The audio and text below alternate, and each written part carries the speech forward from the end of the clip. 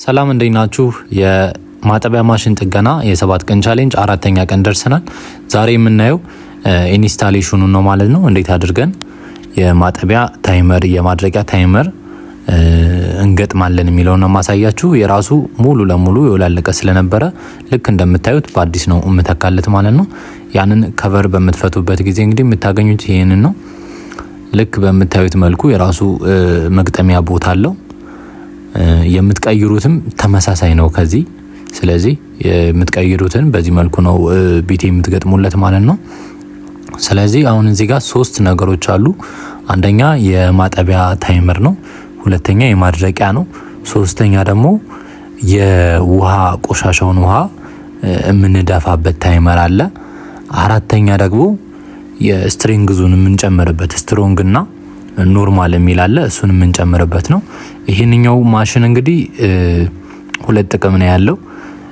ስትሪንግዙን የምንጨምርበትና የውሃ መድፊያው አንድ ላይ ነው ማለት ነው። ስለዚህ ቀጥታ ከማጠቢያው ጋር ኮኔክትድ ከማጠቢያ ማሽኑ ጋር ማለትም ከማጠቢያ ታይመሩ ጋር ኮኔክትድ ነው ማለት ነው። ስለዚህ የማጠቢያው ልክ እንደምታዩት ባለ 6 ገመድ ነው ያለው ማለት ነው። 3ቱ ገመድ ወደ ታች ለኮኔክሽን የሚሄድ ነው። 3ቱ ገመድ ደግሞ ለስትሮንግ እና ኖርማል ለሚለው የሚገባ ነው።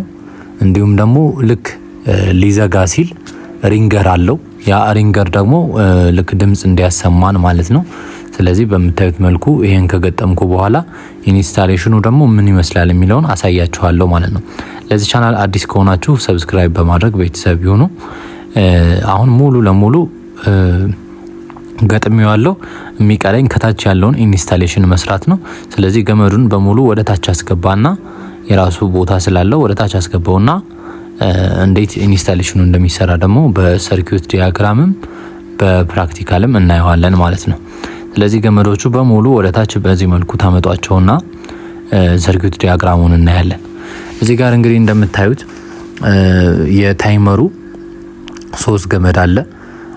ከ3ቱ ገመዶች ውስጥ ደግሞ ጥቁሩ ገመድ ከማድረቂያው ታይመር ጋር ኮኔክትድ ነው። ቀጥታ የሚሄደው ወደ ሶኬት ነው ማለት ነው። ያ ፌዝ ነው።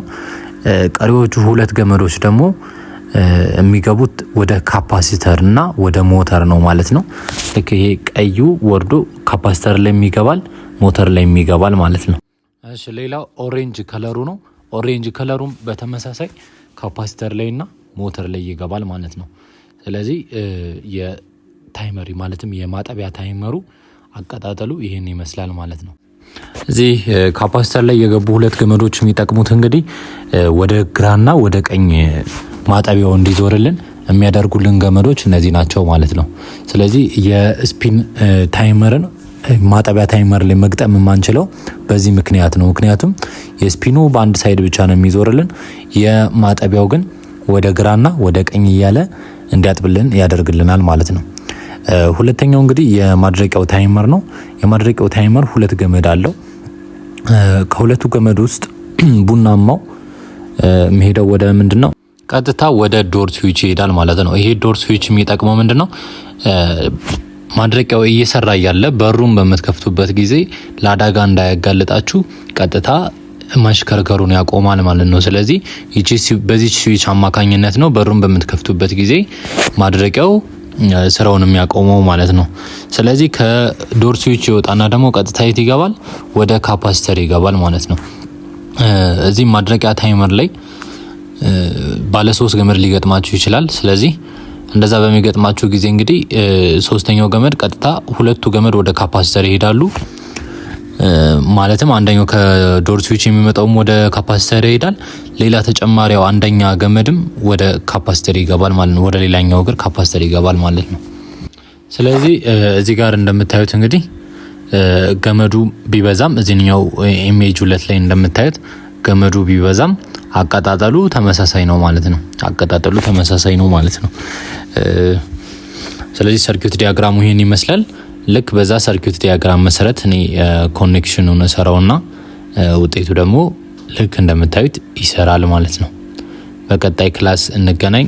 ጥያቄ ካላችሁ ከታች ኮሜንት ላይ መጠየቅ ትችላላችሁ። ይመቻችሁ።